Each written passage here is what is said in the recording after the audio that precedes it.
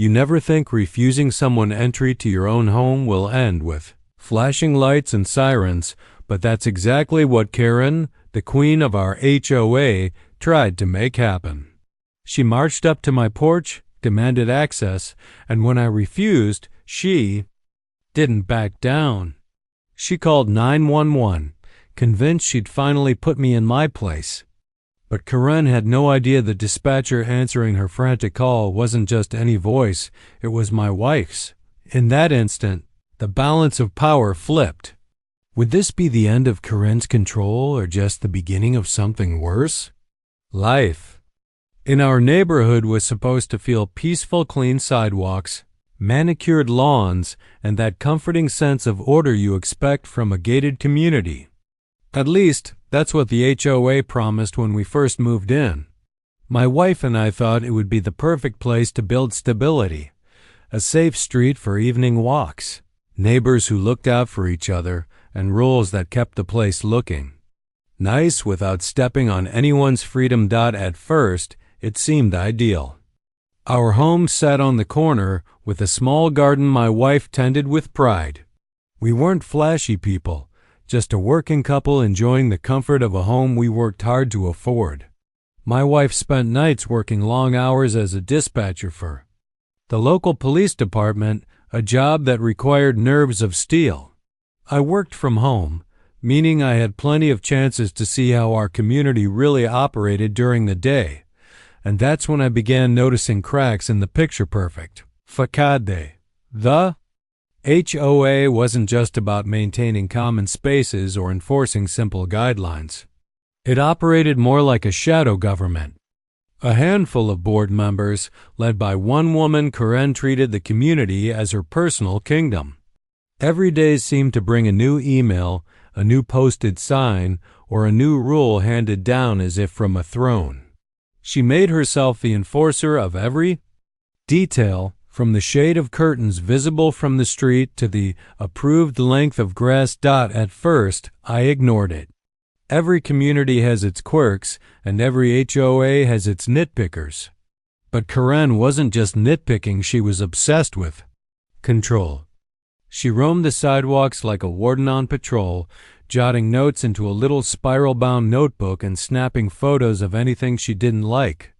If you were 5 minutes late bringing your trash bin in, she'd send a warning notice. If a flower in your yard wasn't on the HOA's approved plant list, she'd leave a violation letter taped to your door. Neighbors whispered about her but rarely stood up to her. A few even seemed to fall in line, either out of fear or because they shared her appetite for control. My wife and I tried to stay out of it, but that's the thing about people like Karen. If you don't actively obey, you're already on their list. The real tension began when she started treating my home as if it belonged to her. Small things at first: comments about our garden, notes about my work truck being too visible, passive-aggressive remarks about our guests' parking. But over time, her tone shifted from suggestions to demands. I'll never forget the first time she knocked on my door uninvited. She didn't even greet me, just launched straight into a lecture about how my backyard fence wasn't aligned with community standards and needed to be repainted. I tried to be polite, but there was an edge in her voice that told me she wasn't just concerned, she was asserting dominance. That was Karen's game, pushing boundaries until someone pushed back. For a while, I brushed it off. But her visits became more frequent. She'd walk right up to my porch, sometimes peering through the windows as if she had the right to inspect the inside of my house. And that's when I realized this wasn't about rules at all. It was about control. What I didn't know then was how far Karen was willing to go to maintain that control. And soon, her obsession with authority would lead her to make a mistake so outrageous it would shake the entire neighborhood. At first, I thought Karen's constant patrols were just an annoyance, something every neighborhood has in one form or another. But then the letters started. The first violation notice arrived in a crisp white envelope folded with military precision. It claimed my front lawn grass was an inch over the community maximum length. That might sound petty, but attached to the letter was a $50 fine. I laughed it off, assuming it was a mistake. But 2 weeks later, another letter arrived. This one accused me of improper storage of refuse bins, despite the fact that I had rolled them back from the curb within the same day as pickup. Another fine, this time $75. Each new notice felt less like a formality and more like a personal attack. The fines stacked up quickly, and I knew exactly who was behind it. Karen. The neighbors weren't blind to it either. Some would quietly sympathize, whispering that they had received similar nitpicky violations, but no one dared to challenge her openly. Karen thrived on fear. She knew most people would rather pay the fines than confront her, but I wasn't most people. I began documenting everything. I took photos of my yard, time-stamped when I brought in my bins, even saved receipts for repairs I'd done to make sure my home was compliant. I refused to pay a single fine without proof of wrongdoing. That's when Karen escalated. She started showing up in person again, clipboard in hand, knocking on my door with the smug confidence of someone who thought they were untouchable. One afternoon, she marched up my driveway claiming my truck was in violation of community standards because it wasn't hidden from street view. Another time, she scolded me for having unapproved decorative lights in the backyard, even though they were solar garden lamps sold at every hardware store in town. Her behavior grew bolder, as though my resistance fueled her determination. She would stand on the sidewalk across from my home, staring for long stretches of time, jotting notes. Sometimes she brought another board member with her, as if to intimidate me with backup. The intimidation didn't stop there. One morning, I woke up to find a bright orange tag taped to my front door. It was labeled "Final Warning," claiming that if I didn't pay my accumulated fines, the HOA would place a lien on my home. The idea that Karen could potentially jeopardize my family's house, our biggest investment, over lawn height and trash bins sent a cold anger through me. But what really pushed things over the edge was the way she tried to invade my personal space. Late one evening, just as the sun was setting, I heard the faint creak of footsteps near my side yard. When I looked out, I saw Karen leaning over my fence, peering into my backyard as if she had the right to inspect it. That moment crystallized something for me. This wasn't just about rules anymore. Karen wanted power, and she wanted me broken into compliance. So I stood firm. I refused to give in, refused to pay, refused to bend. And that defiance made me her number one target. Her letters became harsher, her visits more frequent. She began threatening legal action at every turn, waving documents that looked official but crumbled under closer inspection. I even caught her once snapping photos through my front window while pretending to check her phone. The stress weighed heavy on my wife and me. She worked long, exhausting hours as a dispatcher, and the last thing she needed was to come home to another Karen incident. But Karen didn't care. She fed off the conflict, certain she would outlast me. But she underestimated one thing. I wasn't going anywhere. The tipping point came one quiet evening. I was inside, catching up on some paperwork, when I heard the heavy knock on my front door. When I opened it, there she was again, Karen, standing tall with that practiced expression of authority. But this time, she crossed a line I never thought she would. She demanded to be let inside.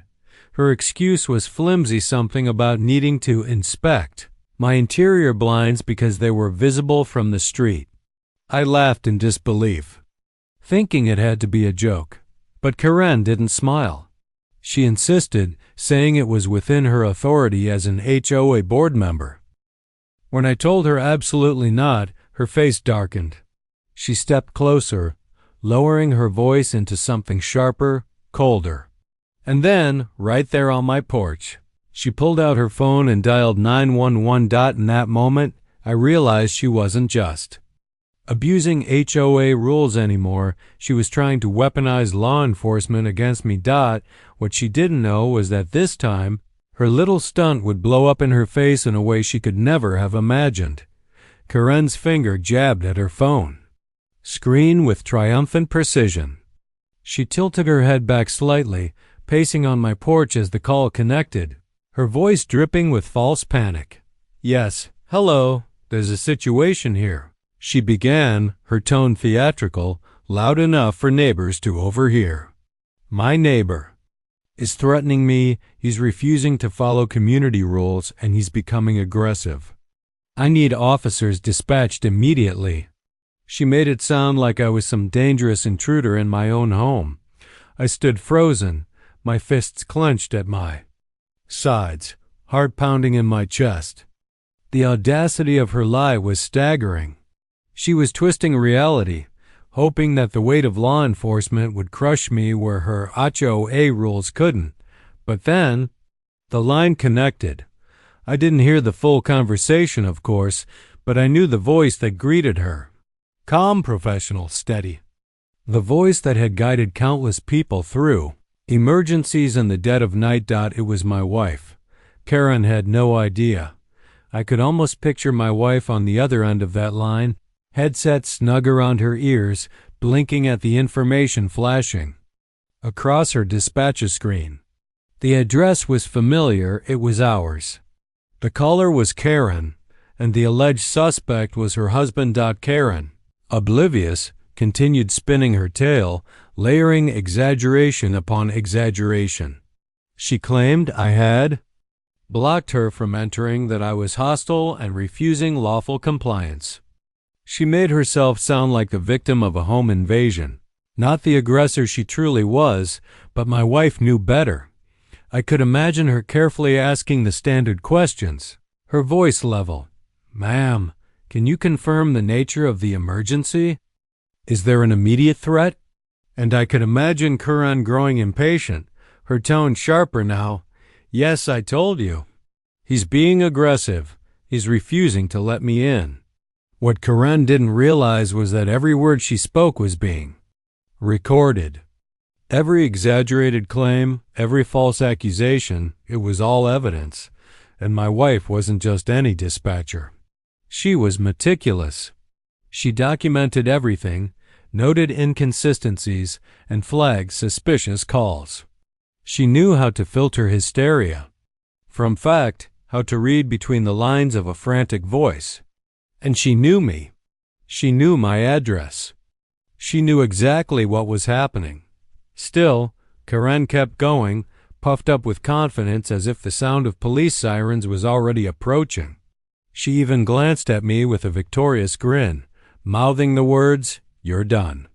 But she was wrong. Very wrong, because instead of officers speeding toward my house, Karen's call was being rerouted, analyzed, and marked for what it was: misuse of emergency services.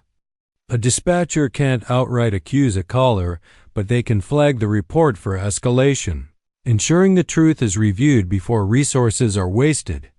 Minutes felt like hours as Karen rambled into the phone, demanding urgent action. I stood silently in the doorway, letting her dig her own grave with every false word. She finally hung up, giving me a look of smug satisfaction, as if she had just dropped a bomb I couldn't recover from. But what she didn't know was that bomb was about to explode in her own hands. The next day, Karen strutted around the neighborhood like a conquering general. She hinted to other neighbors that law enforcement was finally handling my defiance. She acted like victory was assured, her power unshakable. But behind the scenes, the truth was unraveling, because my wife had filed a detailed report. She had documented Karen's false claims, flagged the misuse of 911, and forwarded the incident for review. What Karen had attempted wasn't just petty, it was criminal. Filing a false emergency report can carry serious consequences, especially when it involves tying up critical emergency lines for personal vendettas. And Karen had no clue what was coming. Karen believed she had won. After hanging up with 911. She strutted down my driveway with her shoulders squared and her chin lifted as though she had finally broken me. By the next morning, word had already spread. Neighbors glanced at me differently, some avoiding eye contact, others watching with quiet sympathy. Karen fueled the gossip, whispering that I was under investigation, that the HOA had legal backing, and that soon my stubborn resistance would collapse. But what she didn't know was that the story unfolding behind the scenes was very different from the one she was selling. When my wife came home that evening, exhausted from her shift, she sat me down and explained everything. Karen's call had been flagged and logged as a misuse of emergency services. The audio recording was crystal clear. A woman trying to weaponize 911 over an HOA dispute, twisting the truth to make it sound like she was in danger when she wasn't. My wife hadn't confronted her directly on the line. Protocol wouldn't allow it, but she had ensured that Karen's words would be preserved and reviewed. That review came faster than anyone expected. A week later, a marked patrol car rolled into the neighborhood, not for me, but for Karen. 2 officers walked up to her front door. I watched from my window as she answered, her usual air of superiority faltering for the first time. The officers spoke firmly, handing her paperwork. Though I couldn't hear their words, the meaning was clear. Karen wasn't the accuser anymore. She was the accused. The charge? Filing a false police report. The fallout spread like wildfire. Neighbors who had once cowered under Karen's authority now whispered in shock. Some were relieved. Others were vindicated, finally realizing they weren't the only ones she had bullied. The woman who had wielded HOA rules like weapons now faced consequences far heavier than a violation notice. Karen tried to spin it, of course. She knocked on doors, claiming it was all a misunderstanding, that I had twisted the narrative against her. But the truth was already out. People had heard about the 911 stunt. They knew she had overstepped. And worse, they knew she had lied. At the next HOA meeting, the tension was electric. Karen walked in late, clutching her binder of rules as though it could shield her. But the board, once her allies, looked uncomfortable. Neighbors muttered under their breath, a low hum of discontent filling the room. I didn't even need to speak. Another resident stood up, a man who had been fined 3 times for having the wrong color mulch, and asked the question on everyone's mind. How can someone who abuses emergency services for personal vendettas be trusted to enforce rules on the rest of us? The room erupted in murmurs of agreement. Karen tried to argue, raising her voice, pointing fingers, insisting she was the victim. But the more she spoke, the worse it became. Her credibility was gone. The board voted that night to remove her as president. By the following month, she had resigned completely, citing personal reasons. The neighborhood changed after that. It didn't become perfect. No community ever does, but the suffocating tension lifted. Neighbors started talking openly again, sharing stories about their own run-ins with Karen. Some admitted they had been too afraid to speak up before, but now they felt free. A new HOA board was formed, one that actually listened instead of dictated. As for me, the fines that had piled up were dismissed. The so-called violations were reviewed and thrown out, exposed for the nonsense they truly were. My lawn, my truck, my garden gnome, all of it was fine. Karen, meanwhile, faded into the background. She stayed in the neighborhood for a while, but her power was gone. No more patrols, no more notes, no more threats. She walked her dog quietly in the evenings, avoiding eye contact, a shadow of the enforcer she once pretended to be. Eventually, I heard she put her house on the market. Whether she left by choice or out of shame, I never asked, but the lesson she left behind stayed with all of us. Neighbors, communities, they only function when fairness and respect guide them. The moment someone turns rules into weapons, they stop being a protector of order and start becoming a tyrant. Karen crossed that line, and in doing so, she exposed the flaw in the system she tried to control. For me personally, the experience was draining, but it also gave me perspective.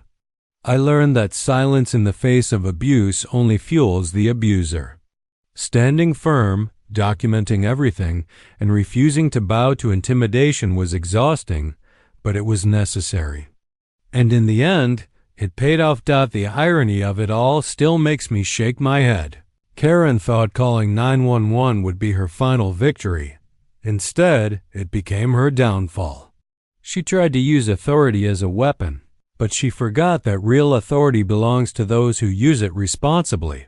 And sometimes, fate has a funny way of serving justice, like rooting her desperate call straight into the headset of the one person in the world who knew exactly what was happening. My wife. So when people ask me about HOAs, I tell them this: rules are meant to protect communities, not crush individuals. But if someone ever tries to weaponize those rules against you, stand your ground. Because sometimes the strongest thing you can say is the same word that started all of this: no.